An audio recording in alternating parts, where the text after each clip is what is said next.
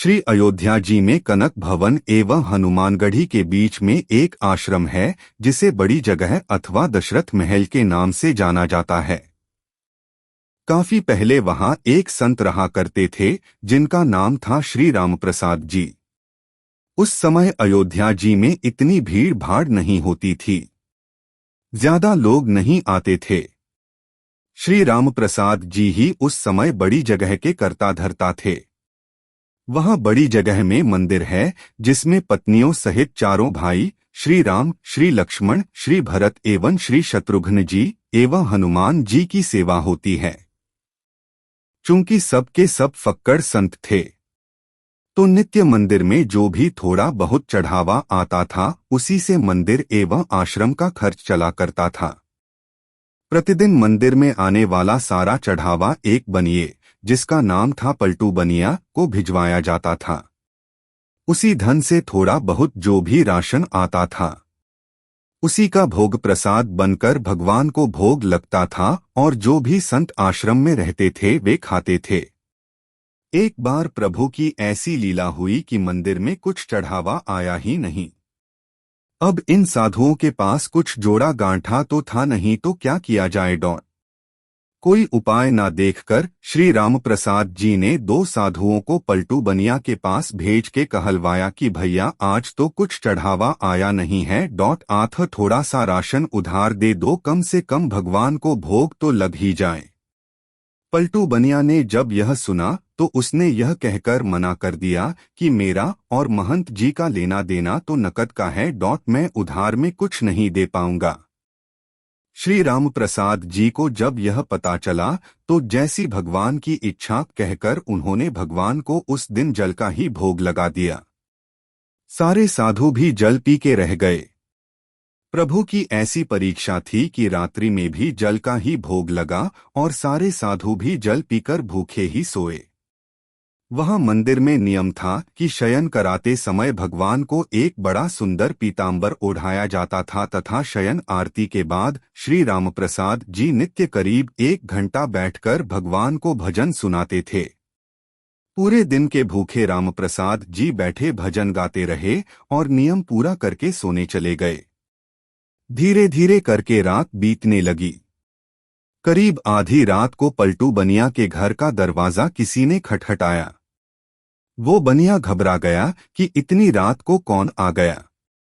जब आवाज सुनी तो पता चला कुछ बच्चे दरवाजे पर शोर मचा रहे हैं। अरे पलटू, पलटू सेठ, अरे दरवाजा खोल। उसने हड़बड़ाकर खींचते हुए दरवाजा खोला। सोचा कि जरूर ये बच्चे शरारत कर रहे होंगे, अभी इनकी अच्छे से डांट लगाऊंगा।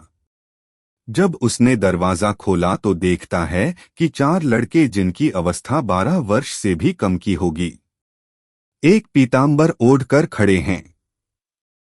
वे चारों लड़के एक ही पीतांबर ओढ़े थे। उनकी छवि इतनी मोहक, ऐसी लुभावनी थी कि ना चाहते हुए भी पलटू का सारा क्रोध प्रेम में परिवर्तित हो गया और वह आश्चर्य से पूछने लगा, बच्चों, तुम हो कौन और इतनी रात को क्यों शोर मचा रहे हो। बिना कुछ कहे बच्चे घर में घुस आए और बोले, हमें रामप्रसाद बाबा ने भेजा है। ये जो पीतांबर हम ओढ़े हैं इसका कोना खोलो, इसमें 1600 रुपए हैं, निकालो और गिनो। ये वो समय था जब आना और पैसा चलता था। 1600 उस समय बहुत बड़ी रकम हुआ करती थी। जल्दी जल्दी पलटू ने उस पीतांबर का कोना खोला तो उसमें सचमुच चांदी के 1600 सिक्के निकले। प्रश्न भरी दृष्टि से पलटू बनिया उन बच्चों को देखने लगा। तब बच्चों ने कहा, इन पैसों का राशन कल सुबह आश्रम भिजवा देना। अब पलटू बनिया को थोड़ी शर्म आई। हाय, आज मैंने राशन नहीं दिया, लगता है महंत जी नाराज हो गए हैं, इसीलिए रात में ही इतने सारे पैसे भिजवा दिए। पश्चाताप, संकोच और प्रेम के साथ उसने हाथ जोड़कर कहा, बच्चों, मेरी पूरी दुकान भी उठाकर मैं महंत जी को दे दूंगा तो भी ये पैसे ज्यादा ही बैठेंगे। इतने मूल्य का सामान देते देते तो मुझे पता नहीं कितना समय लग जाएगा। बच्चों ने कहा, ठीक है, आप एक साथ मत दीजिए, थोड़ा थोड़ा करके अब से नित्य ही सुबह सुबह आश्रम भिजवा दिया कीजिएगा। आज के बाद कभी भी राशन के लिए मना मत कीजिएगा, पलटू बनिया तो मारे शर्म के जमीन में गड़ा जाए। वो फिर हाथ जोड़कर बोला, जैसी महंत जी की आज्ञा। इतना कह सुन के वो बच्चे चले गए, लेकिन जाते जाते पलटू बनिया का मन भी ले गए। इधर सवेरे सवेरे मंगला आरती के लिए जब पुजारी जी ने मंदिर के पट खोले तो देखा भगवान का पीतांबर गायब है। उन्होंने ये बात राम प्रसाद जी को बताई और सबको लगा कि कोई रात में पीतांबर चुरा के ले गया। जब थोड़ा दिन चढ़ा तो गाड़ी में ढेर सारा सामान लदवा के कृतज्ञता के साथ हाथ जोड़े हुए पलटू बनिया आया और सीधा रामप्रसाद जी के चरणों में गिरकर क्षमा मांगने लगा। रामप्रसाद जी को तो कुछ पता ही नहीं था। वे पूछें, क्या हुआ? अरे किस बात की माफी मांग रहा है? पर पलटू बनिया उठे ही ना और कहे, महाराज रात में पैसे भिजवाने की क्या आवश्यकता थी? मैं कान पकड़ता हूँ, आज के बाद कभी भी राशन के लिए मना नहीं करूँगा। और ये रहा आपका पीतांबर। वो बच्चे मेरे यहाँ ही छोड़ गए थे, बड़े प्यारे बच्चे थे। इतनी रात को बेचारे पैसे लेकर आ भी गए। आप बुरा ना माने तो मैं एक बार उन बालकों को फिर से देखना चाहता हूँ। जब रामप्रसाद जी ने वो पीतांबर देखा तो पता चला ये तो हमारे मंदिर का ही है जो गायब हो गया था। अब वो पूछें कि ये तुम्हारे पास कैसे आया? तब उस बनिया ने रात वाली पूरी घटना सुनाई। अब तो रामप्रसाद जी भागे जल्दी से और सीधा मंदिर जाकर भगवान के पैरों में पड़कर रोने लगे कि हे भक्तवत्सल, मेरे कारण आपको आधी रात में इतना कष्ट उठाना पड़ा, और कष्ट उठाया सो उठाया, मैंने जीवन भर आपकी सेवा की, मुझे तो दर्शन ना हुआ। और इस बनिए को आधी रात में दर्शन देने पहुंच गए। जब पलटू बनिया को पूरी बात पता चली तो उसका हृदय भी धक से होके रह गया कि जिन्हें मैं साधारण बालक समझ बैठा वे तो त्रिभुवन के नाथ थे। अरे मैं तो चरण भी न छू पाया।